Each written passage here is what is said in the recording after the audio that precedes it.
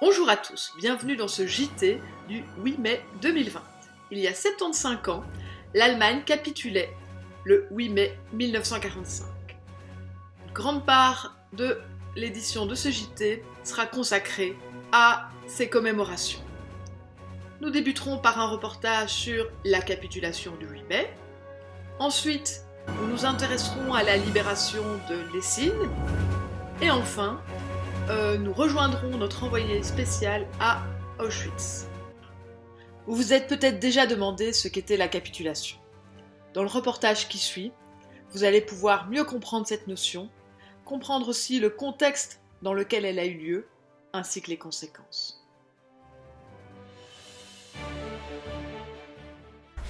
Le 8 mai 1945 est une date importante pour l'Europe, et également pour le monde. Cependant, la raison est peut-être bien connue de la population actuelle. Excusez-moi madame, savez-vous ce qui s'est passé le 8 mai? Oh, je pense que ça doit être la fin d'une guerre, mais pas plus sûr que ça.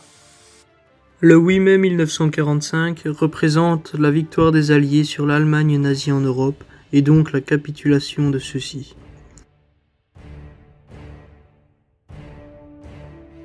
Hitler se suicide dans son bunker le 30 avril 1945 et choisit comme successeur l'amiral Dönitz. Celui-ci consacre son énergie à ce que les troupes allemandes se rendent aux alliés occidentaux et non soviétiques pour que ces troupes soient traitées selon les conventions internationales et pas massacrées ou déportées en Sibérie. Le successeur d'Hitler est l'amiral Dönitz. Celui-ci envoie le général Alfred Jodl pour demander une cessation des combats aux puissances alliées.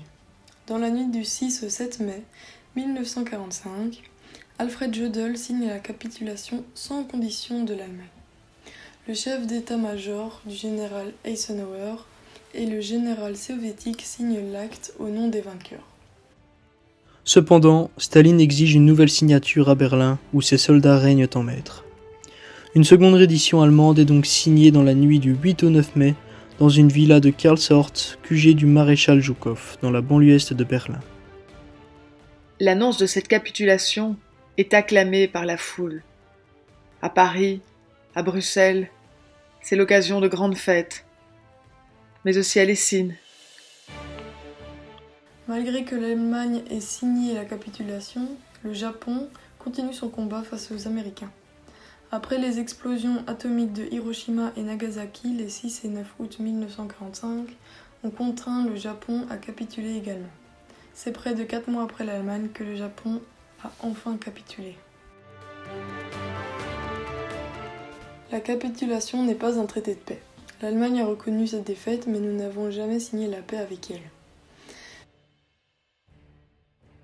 Il n'est pas question d'un armistice en 1945, étant donné qu'il ne s'agissait pas seulement d'une cessation des combats, mais également d'une capitulation de toute l'armée et de l'État allemand. La capitulation, ce n'est pas seulement arrêter les combats, c'est aussi un dépôt d'armes. Suite à cette capitulation, survient un partage de l'Europe. L'Allemagne est divisée en 4 zones d'occupation. Américaine au sud-est, anglaise au nord-ouest, française à l'ouest et soviétique au nord-est. Tous les pays à l'est, libérés par les soviétiques, y instaurent un gouvernement amicaux, communiste. Pour les pays de l'ouest, libérés par les alliés, dont principalement les Américains, favorisent les gouvernements amicaux et anticommunistes. La fin de la guerre et ce partage de l'Europe mèneront à des tensions entre les deux vainqueurs.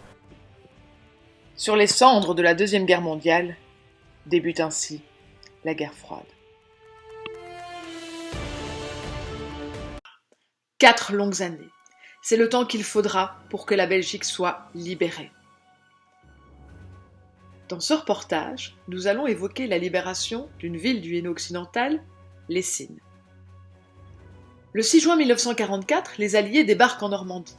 Mais il faut attendre le mois de septembre, le début septembre, le 2 septembre, pour qu'ils franchissent la frontière franco-belge, qu'ils atteignent Tournai, Frasnes et puis Lessine. Quelques jours plus tôt, les Allemands, ainsi que les collaborateurs, ont fui. Les résistants, par contre, eux, se préparent. Nous sommes le 3 septembre 1944. Les Alliés viennent tout juste de libérer Tournai et Frasnes. Ce n'est qu'une question de temps avant qu'ils n'arrivent à Lessines.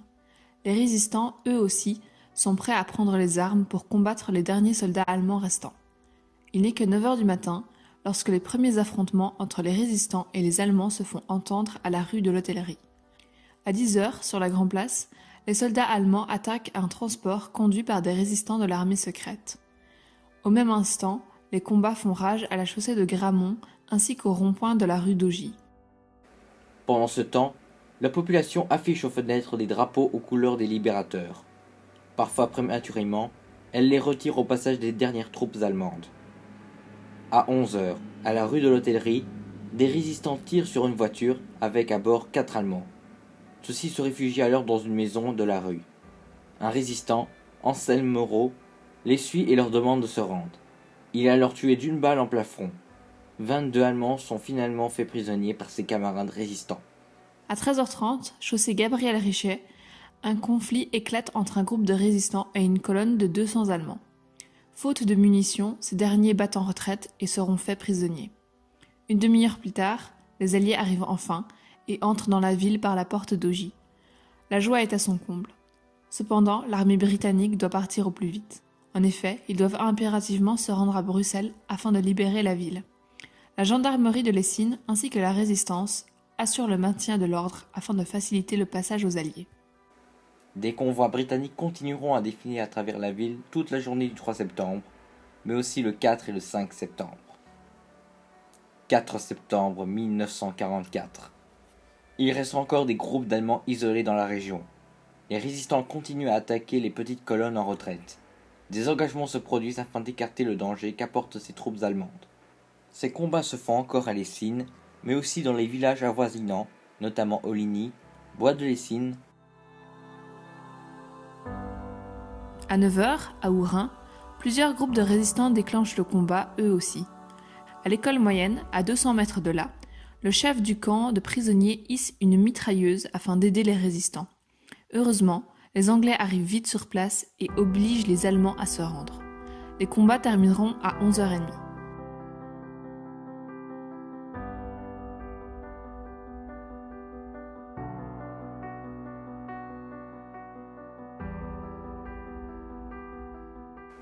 « 5 septembre 1944. On pense que la région est définitivement libérée. Pourtant, ce jour-là, des Allemands se sont installés dans des fermes dans les environs de Wodeck. Des résistants d'Elzel et de René arrivent sur place afin de les déloger. Ces derniers refusent de se rendre et tuent 20 résistants et 2 civils. Un seul des résistants a survécu. L'arrivée des Alliés et la libération de Lessines créèrent une vague d'émotions variées chez la population. La joie d'être libéré de l'occupation et de l'oppression allemande, qui se traduit par les sauts de civils sur les chars et les baisers donnés aux soldats britanniques lorsque ceux-ci descendent dans les rues. La tristesse d'avoir perdu de nombreuses personnes qui se sont sacrifiées afin d'assurer la liberté de la ville de Lessines, les résistants notamment. La colère envers les Allemands et les collabos qui ont préféré soutenir l'ennemi plutôt que leur patrie, ce qui créera une vague d'épuration, notamment pour Georges Cuget, dont la maison a été saccagée et la plaque commémorative du héros de la Première Guerre mondiale portant le même nom a été enlevée. Après la capitulation de l'Allemagne, le 8 mai 1945, Lessines n'a plus rien à craindre de l'occupation allemande. Mais toutes les destructions et conditions de vie lors de l'occupation sont si difficiles à oublier qu'il faudra du temps aux Lessinois pour qu'ils puissent vivre comme avant la guerre.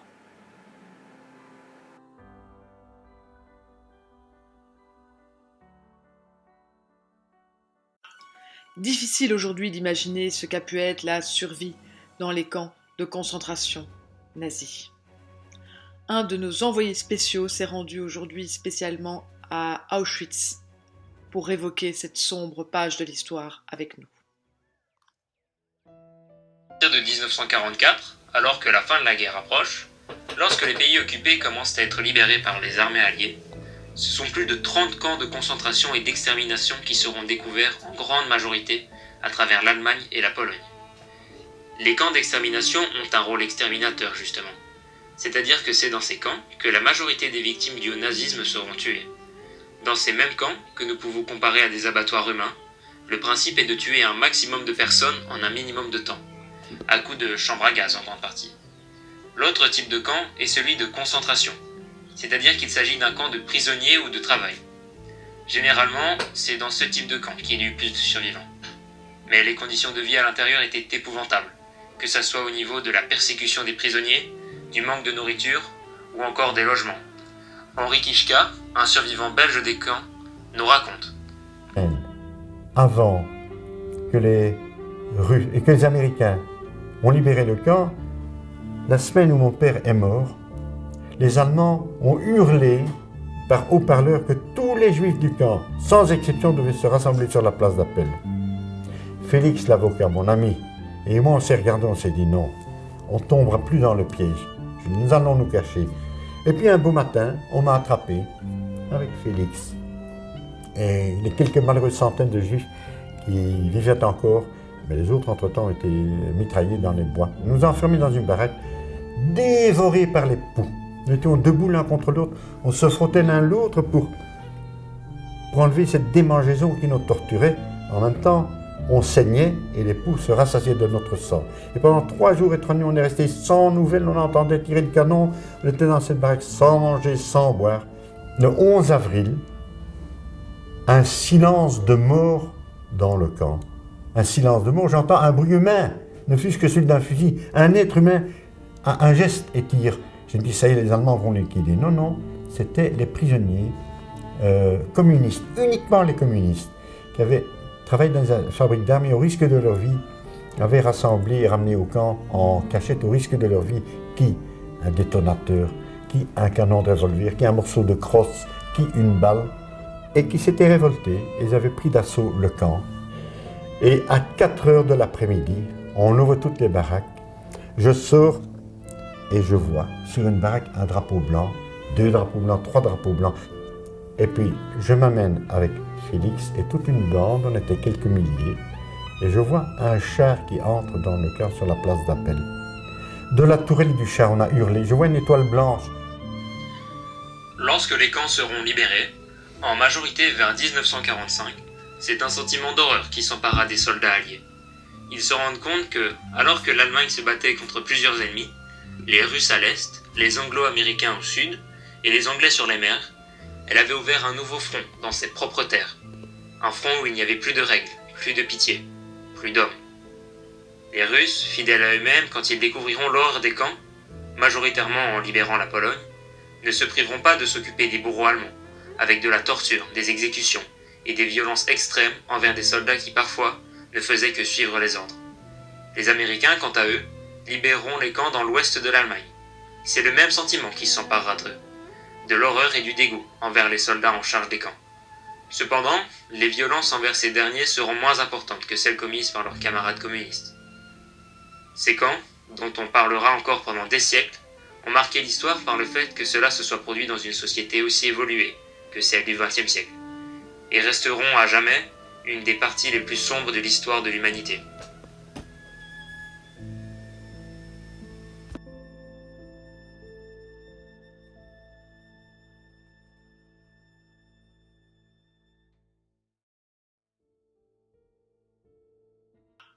Si vous voulez en savoir plus, je vous conseille cette brochure.